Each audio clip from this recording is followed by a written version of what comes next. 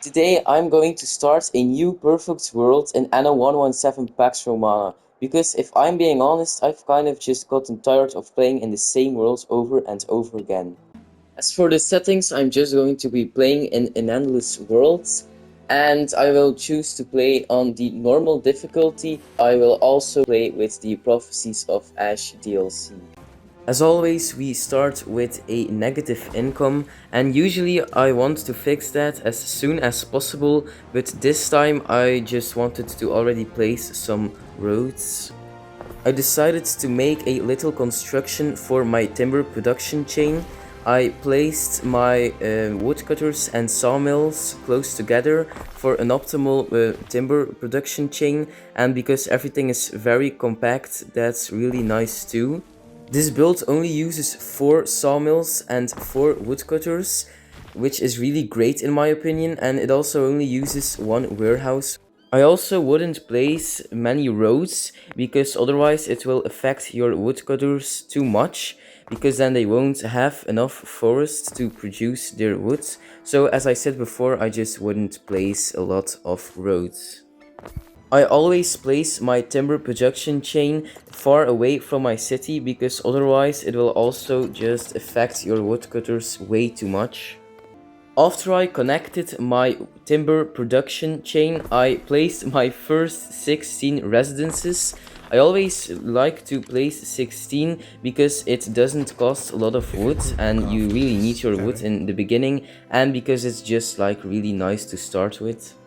I also placed a fishing hut, but I didn't have enough workforce, so I just paused 2 sawmills and 2 woodcutters. I also made a temporary oat farm, once again temporary because I really like to make big farms, but right now I just don't really have the resources for that. I also went to explore a bit with my ship. That's something I would really recommend when starting out, because it's really important to explore your world. I decided to do some more building, and I placed the market and tavern. I also decided to place some more residences, and I constructed the Toga and Peleus chain. I finally had a positive income, and I decided to destroy my old farms and to move them into my newly constructed farm. Eventually, this is what came out, and I'm quite happy with it. I also made a bigger and better basic layout for our city, and if you're wondering what those empty lines are in the middle, that's where the aqueduct will be. And for some reason, when I hit play, my income dropped with like 100, but eventually I was able to fix it. I also decided to expand my farm a little bit more, because I placed a lot of new residences and they also need the items. Also noticed that my farm wasn't completely symmetrical, so I spent like almost 4 minutes trying to adjust that. It was a complete waste of time, but it just had to be done. I decided to do some building once again, but I didn't have that much wood, so I had to wait a little bit longer. And a few seconds later, my balance was dropping by a lot once again. And at some moment, like right now, in a split second, it just went to minus 50. That really wasn't nice, and I still don't know why that happened. But after a few seconds, I was able to fix it once again. I chose Cirrus as my patron god because I think she has the best buffs. My Libertus residences were ready to be upgraded, so that's exactly what I did. I constructed the tile chain, and I made a specific area for like buildings with negative area effects. I would really recommend to do that, because as I said before, there are a lot of buildings with negative area effects, and I would like kind of isolate them from your other buildings, because otherwise that will cause for some bad health and fire safety. Also made the bread chain, and I upgraded some more Libertus residences to have some more plebeians. Because of that, I unlocked a lot of new buildings for the plebeians, so I decided to work a little bit more on the layout for my city.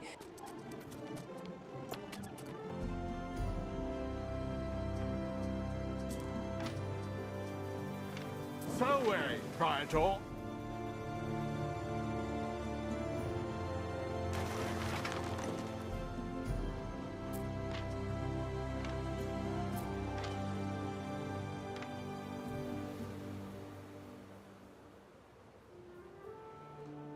I also started some research things because I also just unlocked that, so that's absolutely amazing.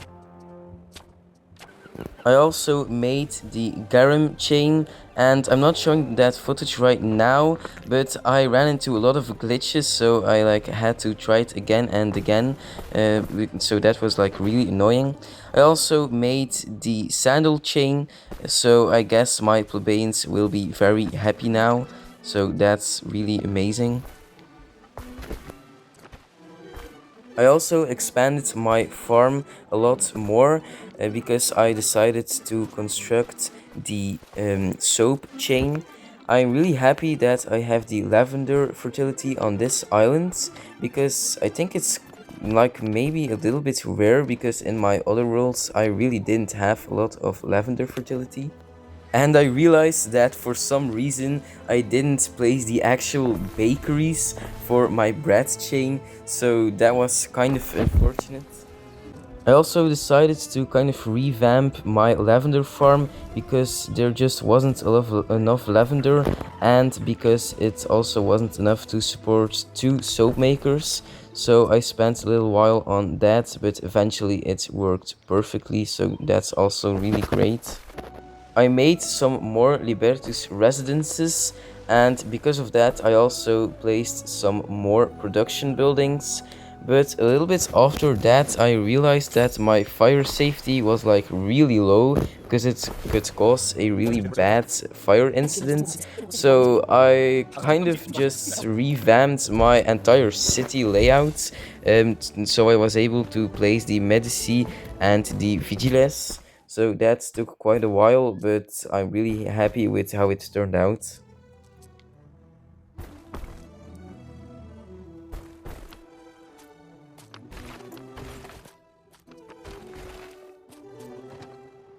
After a little bit, I realized that this city has a really big problem. It doesn't have any olive or resin fertility, and that's a really big problem because that means that the household needs category can never be fulfilled on its own.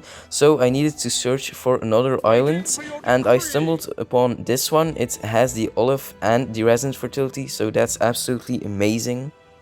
While I was waiting for some more money to buy that island, I got a bit bored and I decided to rename the island to Rome because why not?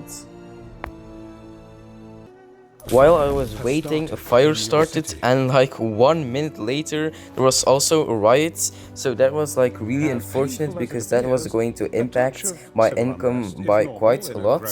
I was able to fix it though, because I just been able to research the wells, so I just placed a little bit of those, and it's fixed my bad fire safety for most of it, but not completely. That's also an issue you will probably run into.